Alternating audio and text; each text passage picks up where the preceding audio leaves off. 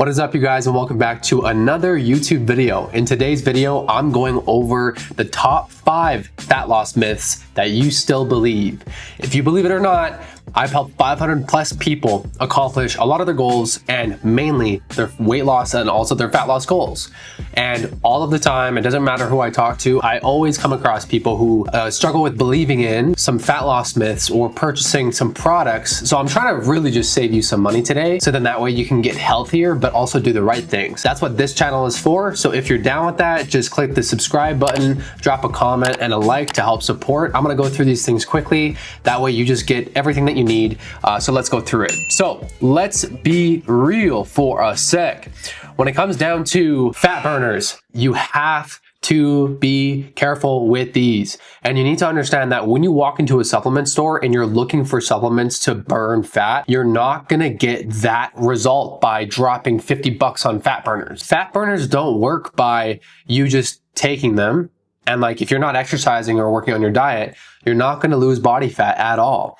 Basically, what's in the biggest ingredient that's in a fat burner is caffeine. So what it does is it actually just acts as an appetite suppressant, and it gives you a boost of energy, which makes you not want to eat. That's all a fat burner really does in a nutshell. And it has a few other ingredients, but they don't really act that well when it comes on fat loss at all. In order to lose body fat, we all know this, but it's crazy because I come across like hundreds of people who say the same thing, where they question what to do and they wonder what to do, but then we look for other things to make it easier for ourselves because we think that diet and exercise is so hard when it's really not. So when you take a fat burner, appetite suppressant kicks in. You know, the caffeine also acts as that as well. You feel less hungry, you eat a little bit less. That's usually why people see a little bit of results on them, but also sometimes that's why it's helpful to take those while you're trying to lose weight and while you also are like dieting and exercising, because it gives you a little bit of a boost of energy, which you kind of need when you're losing weight, because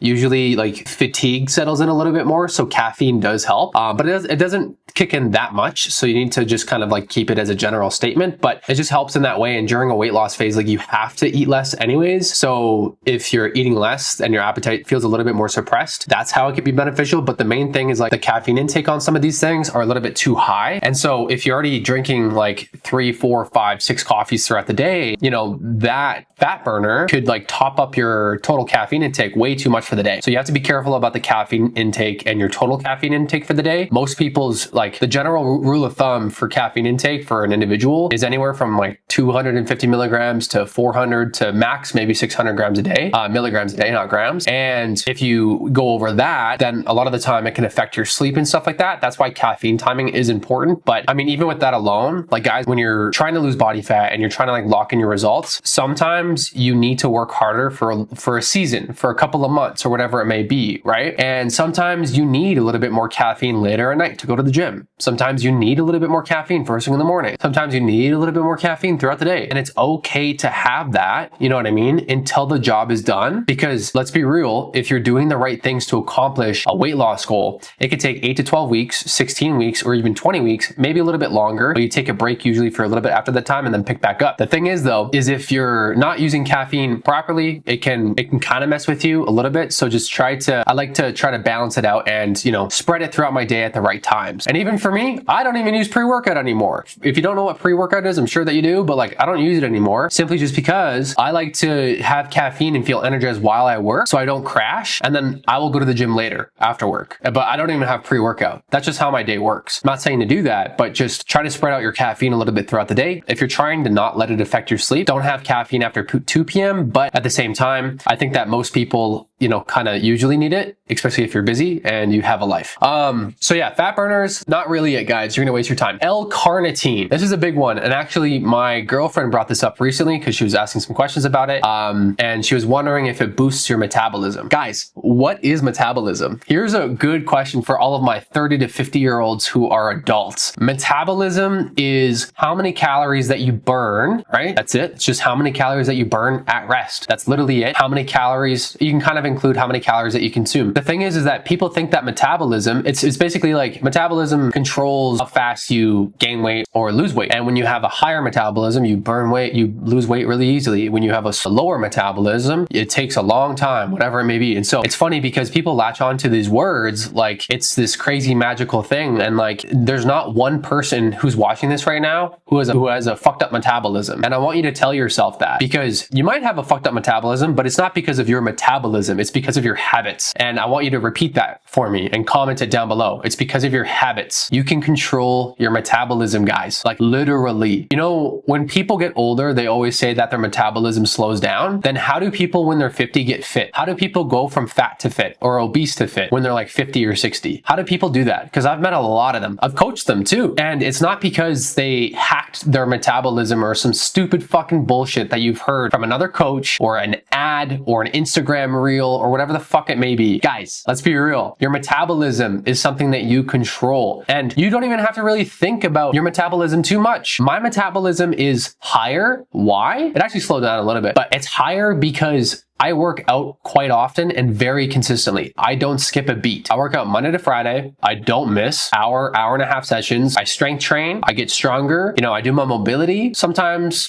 during some seasons of the year, I add in cardio, whatever it is. And you could say my metabolism is a little bit higher because, you know what I mean? Because I burn more calories than most, but I also eat more to fuel to make up for it. So anyways, when you're a young kid, this is the best way I can explain metabolism. When you get older, people say that their metabolism slows down and they get fat. That's what happens when you get older. That's what most people think, right? But when you're younger and, you know, what happens is you're on your feet all the time. You're in school, you're in gym class, you're on your feet, you're working, you're busy, you're in college, you're doing your thing, and you're burning a lot of calories, guys. So yeah, it's going to, and you're growing. So your body is like, I need calories, feed me, but you're also burning a lot of calories. No wonder your metabolism was, you know, a little bit higher when you were younger. No wonder you were skinnier when you were younger. It's simply just because you were more active.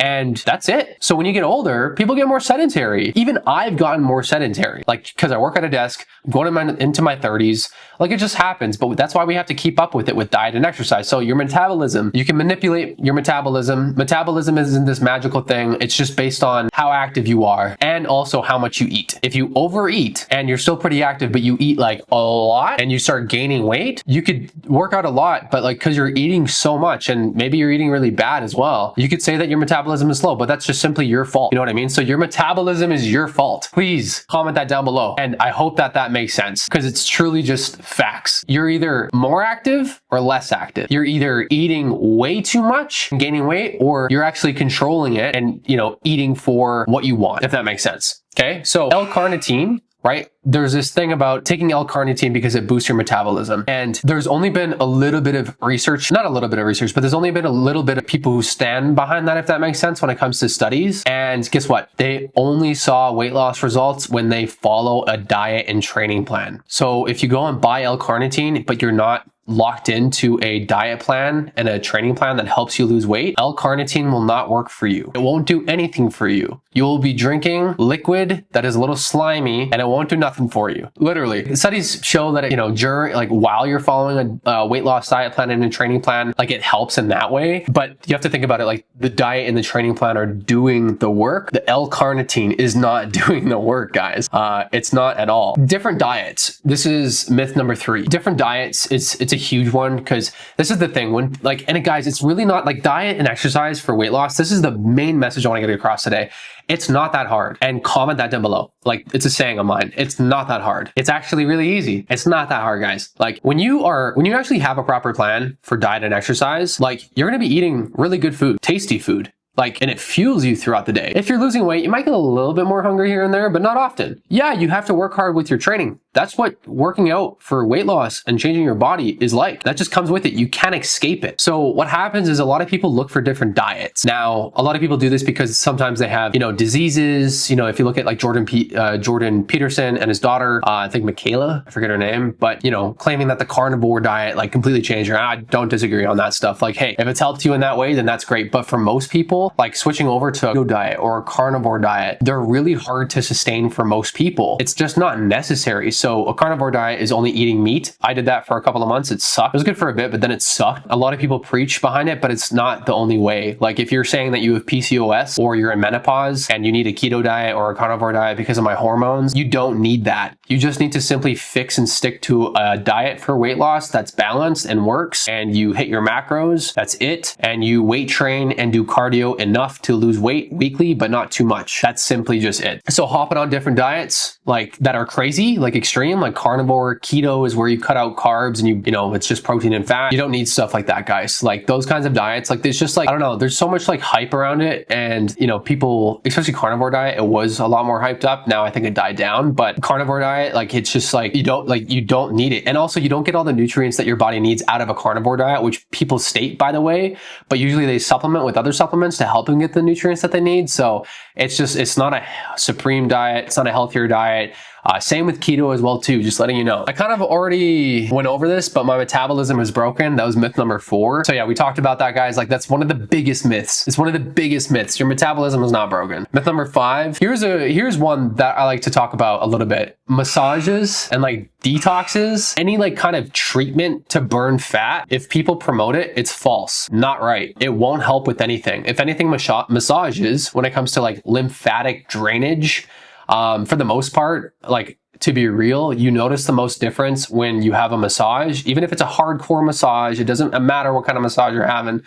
You notice the most difference because you like usually need to pee afterwards, right? And they say to drink a lot of water after, right? That's only because like you need to, because it's a massage, it's pretty intense, your muscles need it, yes. But then you pee a lot and wow, you're holding less water weight. So you look tighter and leaner. Like that's it. You know what I mean? I will say like massages and some other type of massages, they do help like tighten up the body. Like from what I've seen, just simply from that kind of stuff. And you're practicing recovery, like your muscles are getting good recovery, which also helps your body composition as well too. But in terms of losing body fat and weight, if you ever thought that you lost weight from a massage, it's false. Losing weight from a massage it's not that at all. And that is simply just from you drinking a lot of water after, and just simply after massage, like usually people have to pee. So you just pee out the liquids in you for the most part, not all of it, of course, but like just you pee out a lot of liquids after, especially from drinking a lot of water afterwards, and then boom. And usually during massages and stuff like that, I would say like most, you know, people who are kind of surrounding themselves by like health practitioners, like they try to eat a little bit healthier during those times. They try to do this, they try to do that, because they're, you know, usually most people are like, yeah, if you eat pizza, like this isn't going to work. You know what I mean? And most health practitioners are aware about people's goals, right? So usually that's why it happens. It happens like subconsciously, but then also because you're peeing a lot, just so you know. But reminder, I would say that massages though, like good massages, I'm talking about like they actually work your body like fully, like pretty like well, not a soft massage, like one where you're kind of in pain after. Like those are the ones that you will experience more benefit from. And also again, if you're recovered more, like your body always responds really well, you will like naturally look a little bit tighter. So yeah, guys, those are some of the biggest fat loss myths out there, like, and some of the biggest fat loss myths that I've been coming across lately. If you're trying to lose weight, it is so much more simple than it needs to be. Balanced diet, hit your macros, lock in for a certain amount of weeks. Scientifically, realistically, sustainably, efficiently, in 8 to 12 weeks, you can lose 20 pounds, just scientifically, right? So if you lock into a plan that you weight train 3 to 4 times a week, you do cardio, you know, minimum, the scientific amount is 150 minutes spread out throughout the week of steady state cardio, like semi-intense, zone 2. If you spread that out throughout the week, so let's just say you do 3 or 4 20 to 30 minute sessions of cardio on top of weight training 3 to 4 times a week, you know, hour sessions for weights kind of thing, like, you know, and they're structured well, great. Like you're doing enough. Now it's time to lock in your eating. Stop your shitty eating on the weekends, because you're locking into your weight loss goals and your plan. Make it a thing for yourself, and that's how you can become successful when it comes to actually accomplishing your goals. I'm going to show you something real quick. I have to turn on Loom on my computer to show you a few things before we wrap up. But if you made it this far, comment, subscribe. Let me know if this helps, guys. Like for real, I want everybody to accomplish their goals. Now I'm going to show you this on my screen, but guys, my program is called Wilde Aesthetics. I've been doing this for 6 years. I've helped 500 plus clients get in better shape. A lot of them have helped accomplish their goals. As you see here from a lot of the transformations, like my client Elena, you know, going from, you know, a little bit chubbier, a little bit heavier, to actually rocking her body, feeling stronger and a lot healthier for her later years because she's in her 30s. My client Nella tightened up really fast. My client Krista, this took 4 months. My client PJ, this took 3 to 4 months. My client Jamie, my client Milan, this took 4 months. My client Lydia, this took 6 months. Like, look at the visual differences here, guys. Like, these are crazy transformations just from clients who lock into their diet and their training.